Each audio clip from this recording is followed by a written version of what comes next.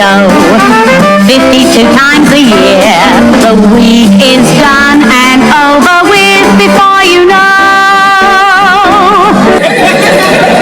Thank you very much indeed. Hello, good evening and welcome. I am David Frost and That Was the Week That Was. Finally, after 60 years, the third series has finally arrived. After the first two series were cruelly cancelled by the BBC and the then Tory government of Harold Macmillan. Which brings us to our first news story this week. ITV revealed this week that passengers were forced to walk down the Blackpool roller coaster as it stopped mid-ride for the second time in weeks. Yes, folks, life is like a roller coaster, particularly when it comes to a shuddering halt.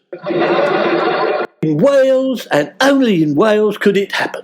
Police stopped a driver and found £10,000 of cocaine, a lamb and a bag of chips. The driver said, "I thought the cocaine was mint sauce, honest gov officer." Whilst in the front seat was a sheep with 20 kilos of drugs, proving the old adage that he might as well be hung for a sheep as for a lamb. A very strange sight was seen in the Mail Online this week when Rishi Sunak's beefed-up police escort was compared to a scene from North Korea, as officers were seen jogging alongside the motorcade and others rode ahead on push bikes amid London Marathon road closures and eco-protests. Later, we found out that they were escorting the great leader to his golf club where he was about to launch another nuclear missile. On Monday in The Sun, Kate Galloway revealed that husband Derek Draper is out of hospital as they enjoyed gardening together. Which raises the question, does Elton John have supernatural powers of healing? Because far-right libertarian Derek is up and running about like the proverbial pinball bloody wizard. The iNews posed the important question, can banana skin really replace bacon in a sandwich? In the 60s, Frank Zappa convinced hippies to smoke banana skins, and now the iNews are getting us to eat the bloody thing. In the Mirror, we learned about a mum who'd been in pain for 11 years after discovering she had a needle and thread stuck inside her, thus proving there is no truth in the old saying, a stitch inside saves 9. Whilst gutter press favourite Brooklyn Beckham also left fans in stitches when he cooked with a huge hole in his tracksuit bottoms whilst using a blowtorch to make a cheese toastie of his testicles. And to top it all, amateur cook Brooklyn gobbed all over his food in yet another Kafkaesque cooking moment. Cornwall Live found time to tell us that a Brown Willy Naughty TripAdvisor review was so good it was almost believable. To make it worse, some naughty hooligans have created an erection on top. The Express revealed that sales of Bud Light have tanked after woke adverts with trans activist Dylan Mulvaney, thus proving that the CEOs at Bud Light must have tin ears. Whilst the bombs and bullets fly in Sudan, the UK's ambassador informed everyone that he'd been working 20 hours a day from home in Wimbledon. On the positive side, it will soon be tennis season, won't it? The Telegraph are always up for a laugh and reported that the world had got a little more boring when Tucker Carlson and Don Lemon stepped down. Yes, the world has just got a little more boring, but a hell of a lot safer, truthful and less criminal. In Coventry Live, it was reported that firefighters were called after a pavement exploded in Warwickshire. Most residents said it was the council's fault for installing crazy paving in the first place. In London, Gordon Ramsay left fans gobsmacked as he showed off incredible muscles as they called him an absolute unit. Yes, it was his trademark dish, steamed mussels with white wine sauce. Yes, he's a unit all right, a kitchen unit, and an absolute pillock. By London revealed the truth behind the urban myth that you're never more than 6 foot from a rat in London. It's not a myth, however, it is true. You're never more than 6 foot away from a Tory rat in London anyway. Also this week, I'm a Celebrity's Shaun Ryder was left in serious pain after his hip popped out in the ITV jungle. Yes, his hip popped out of his chest and started attacking people like something out of Alien. The News of the World revealed this week that Hugh Grant will play an Oompa Loompa in a new Willy Wonka film with Timothée Chalamet. Hugh Grant has no shame, has he? Willy Wonka will be getting him to bite the heads off jelly babies in a cage next.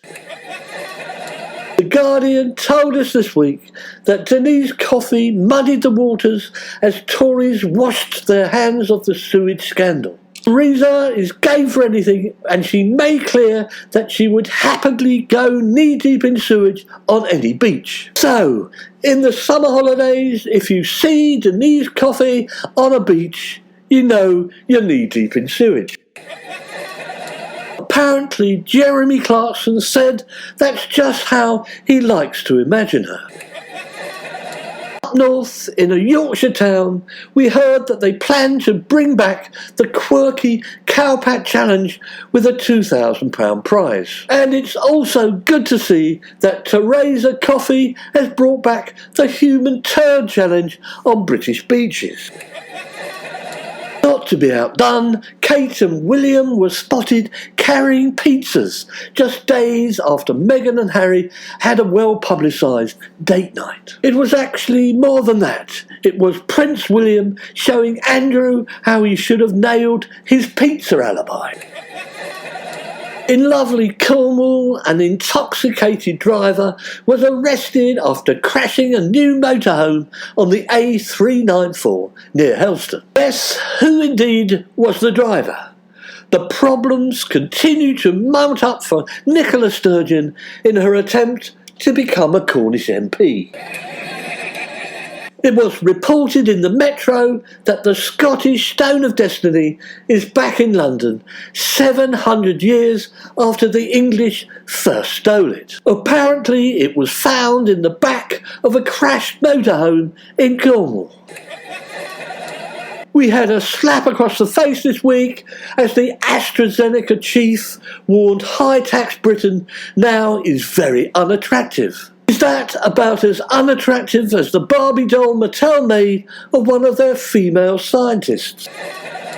The follically challenged amongst you would have been pleased to see a balding man's reaction after he got a fringe tattooed onto his forehead and saw himself in the mirror for the first time.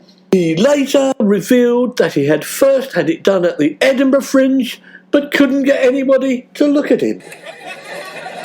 There was a mirthful moment in the Metro this week after King Charles failed to press a button correctly at the Eurovision unveiling. Taking a leaf out of David Walliams' book, he was overheard to say that one contestant was a cunt, and we think it was about Camilla. He said, "She thinks you want to fuck her, but you don't."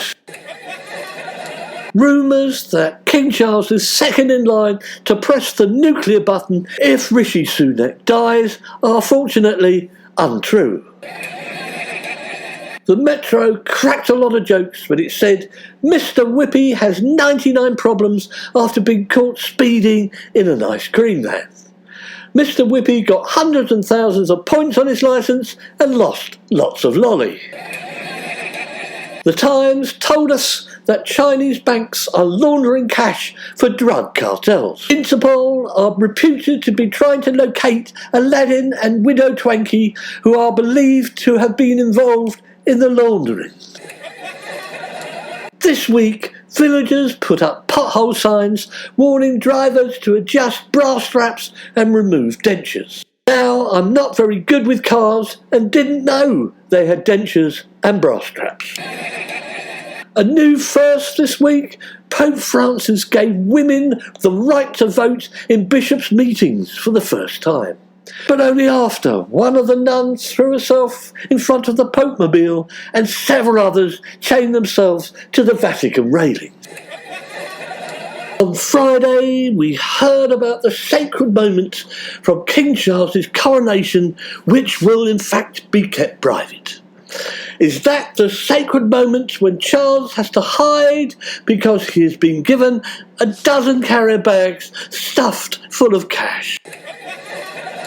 Researchers in the Metro have found a way of improving beer by having mini robots swim around in it. So, pissed killer robots in our ale, well, that's all we need. Worryingly, E. coli levels in a Suffolk river in Therese Coffey's constituency have been shown to be far above legal limits. So MPs are being warned that if they come into contact with Therese Coffey, they should wash their hands with hand sanitizer. On Friday, sensitive files about a Royal Navy submarine were reportedly found in a pub toilet, a Wetherspoons. Sensitive, quilted files were they? Yes, nice and gentle on the old bottom.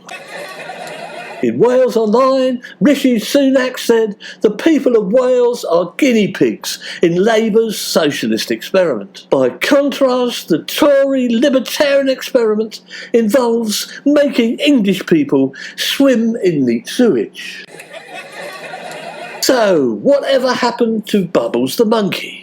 Michael Jackson's chimp Bubbles turns 40 with a party years after leaving her Netherland fame. Bubbles and his best pals like Oopsie, Murray, Mowgli and Bo in a 100-acre space where the apes are able to roam freely and regularly do dance routines dressed as the Jackson 5. Apparently, we learned that there is somebody called the Royal Champion. A retired accountant must duel anyone who challenges Charles in his royal historic coronation role. Now, they tell us, with only one day left to go. It's already the easiest job in the world, with only 2 male royals to defend in the last 70 years. Well, what do you expect with the English monarchy? They've made being a coward into a bit of an institution. In the Evening Standard, we read that a passenger ferry issues a mayday when it ran aground off the Orkneys. The ferry said, "Mayday, Mayday," and the Coast Guard replied, "Sorry, Mayday's tomorrow." Just in time for the coronation, Aldi reignited the M&S Caterpillar cake wars with a brutal advert. So that's Colin versus Cuthbert, or Harry versus William, as it's now known. And finally, as it's the coronation next week, the Mail gave us swords, spurs and sacred oil, a step-by-step account of how the historic coronation ceremony will unfold inside Westminster Abbey. So not only have we shit washing up in our rivers and our seas, we have bullshit washing up every day in our newspapers. Here at TWTWTW, we like the part where Camilla smothers Charles in baby oil best of all. Well, this has been David Frost on That Was the Week That Was. So goodbye, good evening, and see you next week.